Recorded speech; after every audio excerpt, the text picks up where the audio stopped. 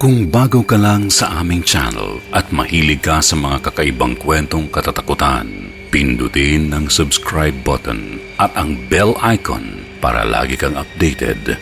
Kung hindi, mumultuhin kayo.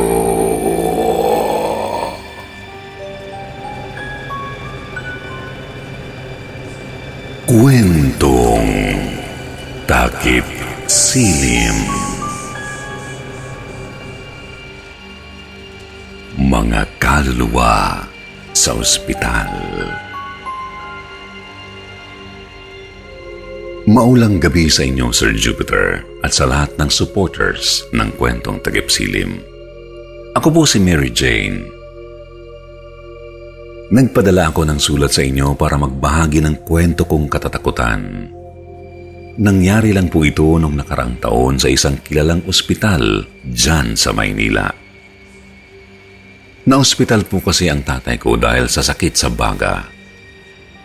Ako na lang ang anak ng mga magulang ko na nasa tabi nila. Yung iba ko kasing mga kapatid ay may mga asawa na. Kaya ako ang nagbantay kay Papa sa ospital noon. Hindi kasi makalagi si Mama dahil kailangan niya pa rin magtinda sa palengke. Sa room 6 na admit si Papa. Dahil hindi naman pribadong kwarto yun, kasama ni Papa sa kwartong yun ang iba pang pasyente. Isang hapon, dinalaw ko si Papa. Gising siya nang dumating ako. Nagkausap kami saglit bago siya makatulog. Nasa gilid lang po niya ako habang nagsiselfone. Pero napatigil po ako, Sir Jupiter. May nahagip kasi yung dulo ng mata ko. Doon sa kabilang higaan, para pong may nakahiga kahit wala naman. Basta po kapag nakatagilid ako sa direksyon na iyon, nakikita kong parang may gumagalaw. Sinuyod ko ng tingin ang kwarto. Tulog din yung ibang pasyente. Doon lang talaga sa kama na walang laman ako, kinakabahan. Pinilit ko na lang na huwag pansinin. Hapon pa lang naman noon, pero nung sumapit na ang alas 11 ng gabi, doon na po ako nakaramdam talaga ng kakaiba. Hindi po yun ang unang beses na may nagpaparamdam sa akin. Bata pa lang ako ay nakakakita na ako. Nagse-cellphone pa rin ako nung makita kong parang umaangat yung bandang ulunan ng kama. Napalipat po ako sa kabilang side ni Papa dahil sa takot. Lalabas na sana ako noon para magpahangin na lang, pero bigla po akong hinawakan ni Papa sa kamay.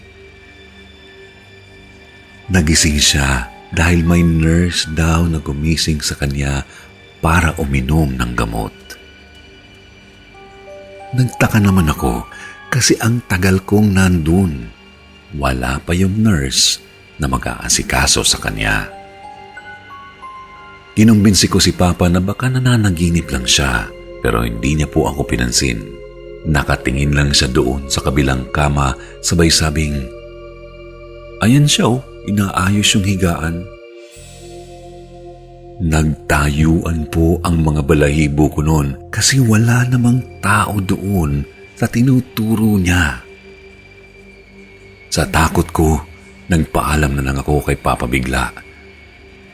Lumabas ako ng ospital at nagdahilan na lang na may bibilhin. Hindi ko po alam ang mararamdaman ko. Nagtatayuan ang balahibo ko tapos nanlalamig ako sa takot. Nakakadagdag pa sa takot ko yung kakaibang katahimikan. Makalipas po ang ilang araw, nandoon pa rin si Papa. Medyo gumaganda na ang kalusugan niya pero kailangan pa rin obserbahan. Wala na rin yung mga kasama niya sa kwarto. May ibang nagpalipat. Tapos yung dalawa daw, namatay na. Bali kaming dalawa na lang ni Papa ang nasa kwarto. Abala lang kami ni Papa habang nagkwekwentuhan nang biglang bumukas ang pinto at may pumasok na babaeng nurse. Ang ganda-ganda niya. Ngumiti lang siya sa akin saglit saka inasikaso si Papa. Ako naman nasa gilid lang ako tapos nag-cellphone na lang.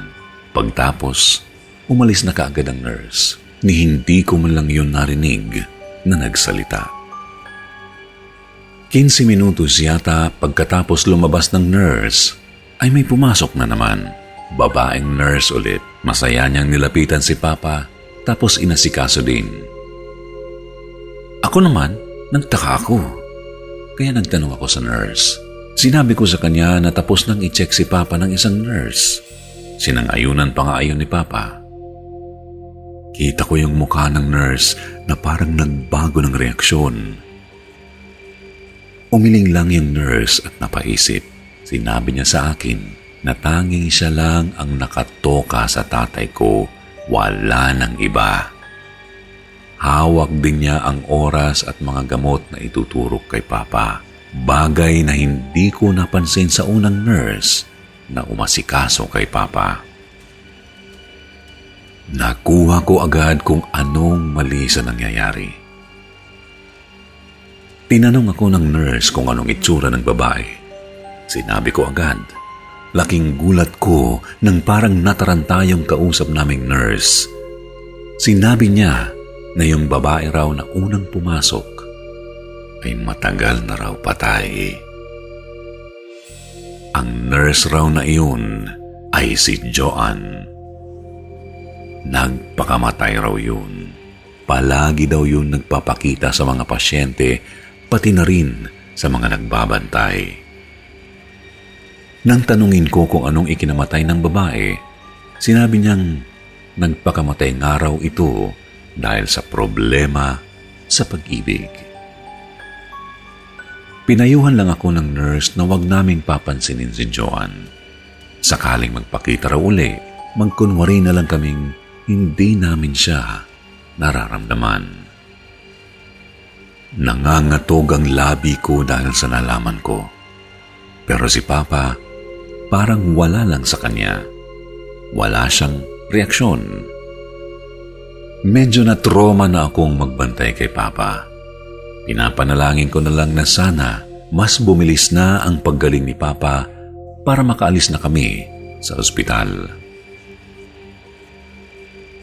Nang ikwento ko kay Mama ang nararanasan ko, sinabi niyang nakita na rin daw niya ang babaeng yun.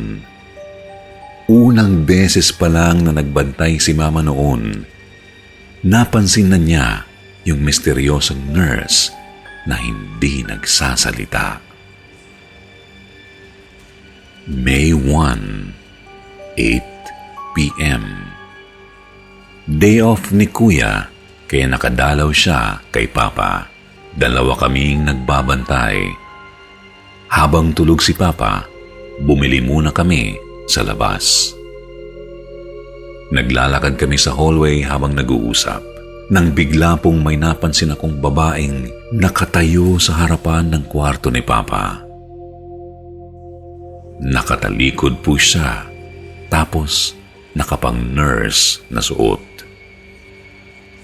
Tinanong ko si Kuya kung nakikita niya rin ba yun, pero wala naman daw. Napakapit ako sa braso ni Kuya. Nag-aalala na siya kasi namumutla na raw ako noon. Mas lalo pa akong kinabahan nang pumasok yung babae sa kwarto ni Papa. Hindi kami nagkakamali. Yun yung nagpakamatay na nurse na si Joanne. Dahil nung bago siya pumasok, nagawa niya pa akong lingunin at ngitian ng makahulugan. Sa pag-aalala kay Papa, ay nauna akong tumakbo papunta sa kwarto. Sinundan naman ako ni Kuya. Pagpasok namin, tulog pa rin si Papa. Pero kapansin-pansin na nagkalat na yung mga unan sa sahig. Parang may nanggulo doon. Noong gabi din na iyon, ay nagtapat ako sa Kuya ko. Hindi ko na kasi kaya. Pakiramdam ko, gabi-gabi akong tutuyuan ng dugo dahil sa takot. Nakiusap ako kay Kuya na samahan pa ako sa mga susunod na araw. Mabuti na lang ay nagawan ni Kuya ng paraan para makapag 1 week leave siya. Lumipas pa ang gabi at araw. Kasama na namin yung pamilya ni Kuya sa pagbabantay. Si Mama, ganun din, pero maalis lang ng hapon para magtinda. Sa mga panahong iyon ay katakatakang wala akong nararamdaman. Pero di ako nagpakakampante. Kahit kasi marami kami sa loob ng kwarto, malakas ang kutob ko na nagmamasid lang yung multong nurse. Isang gabi, pauwi na sana yung mag-iina ni Kuya. Kaming dalawa na lang ni Kuya ang may iwan sa kwarto. Pero nagpasama sa akin yung anak ni Kuya na panganay sa CR. Pagpunta namin sa CR, nakiihi na rin ako. Sinamantala ko yung pagkakataon na may kasama ako. Kasi mula nagparamdam ang multong nurse, lagi na akong natatakot mag-isa. Nasa kabilang cubicle lang yung pamangkin ko. Naririnig ko pa nga yung pag-ihi niya. Nauna siyang matapos kaya hinintay niya ako sa labas. Habang pina-flush ko yung bowl, pansin ko na parang may anino po sa likuran ko. Hindi ako kaagad nakaharap noon kasi alam ko na hindi ko magugustuhan ang makikita ko. Napapalunok ako sa takot. Mas lalo pa akong kinilabutan nang bigla kong maramdaman yung kamay niya sa balikat ko. Hindi na ako nagsayang ng oras. Tumakbo na kaagad ako palabas. Hinila ko yung pamangkin ko at saka bumalik kami sa mama niya. Litong-lito sila sa itsura ko. Talagang takot na takot. Sa maniwala po kayo sa hindi, nawalan po ako ng malay. Paggising ko, nasa bahay na pala ako. Pinaliwanag sa akin ni Kuya na hinimatay daw ako. Magmula noon ay di na ako nagbantay. Inilipat na lang namin si Papa ng ospital. Iniisip kasi namin na baka doon lang talaga sa ospital na yun nagpaparamdam ang multong nurse. Hindi ko alam kung bakit ako pinapakitaan ng multo na yun, pero isa lang ang nasisiguro ko. Parang may gusto siyang sabihin, pero ayaw ko siyang kausapin. Baka kasi hindi ko nakayanin at matuluyan na ako. Mapalad pong gumaling si Papa sa sakit niya. Nang makarecover siya, ay saka lang siya nakapag-open sa amin ng karanasan niya rin. Yung nurse daw na nakikita ko ay laging dumadalaw sa kanya sa madaling araw. Wala naman daw ginagawang masama, pero sabi ni Papa, pinapaalis daw ako ng multong nurse sa kwarto na iyon. Di ko alam kung bakit. Ganun pa man, laking pasasalamat ko dahil di na kami ginulo ng kaluluwa na iyon. Di ko rin alam kung nandoon pa rin ang multo na iyon. Isinasama ko siya sa panalangin ko na sana makatawid na siya papuntang langit. Marahil hindi kakaiba ang karanasan kong ito, pero sakaling ikaw mismo ang makaranas, iisa at iisa lang din ang iyong mararamdaman. Kikilabutan kayo hanggang sa parang nakakabaliw na. Hanggang dito na lamang po, Sir Jupiter. Maraming salamat po sa inyo at more power sa inyong channel.